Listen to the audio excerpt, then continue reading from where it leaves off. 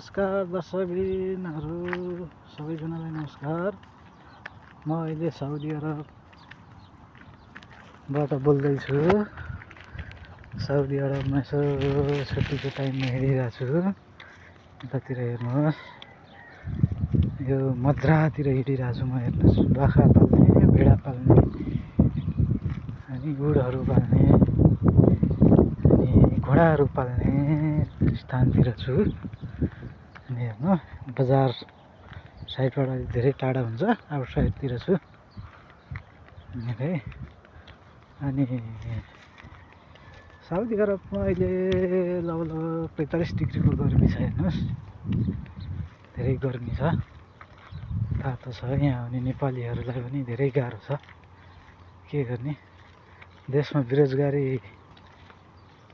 भएपछि आउनु पर्दो रहेछ, गर्नुपर्दो रहेछ। धेरै नेपालीहरूले दुःख पनि पाइरहेको छ। हेर्नुहोस्, यदि साउदी अरब आउँदै हुनुहुन्छ भने राम्रो कम्पनी हेरेर आउनुहोस्। यहाँ साह्रै नै गाह्रो छ, साह्रै नै दुःख छ। अब यस्तो यो भेडा, उटहरू अनि घोडाहरू पाल्ने यस्तो साइडतिर ल्याएर राखिदिन्छ। हेर्नु, कोही कम्पनीहरूले, फटा कम्पनीहरूले। हेर्नु, यहाँ नजिकमा बजार पनि हुँदैन, केही असुविधा हुँदैन।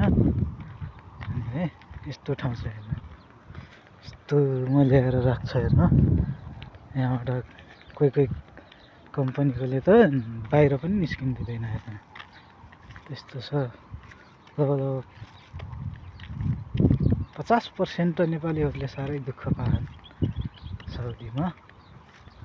यस्तो छ। हेर्नुहोस्, साह्रै नै बिजोग लाग्दो छ। जङ्गलमा ल्याएर राख्छ। हेर्नुहोस्, भिडियो हेरिसकेपछि लाइक सब्सक्राइब गरिदिनु होला। हस्त नमस्कार, जय जय राम।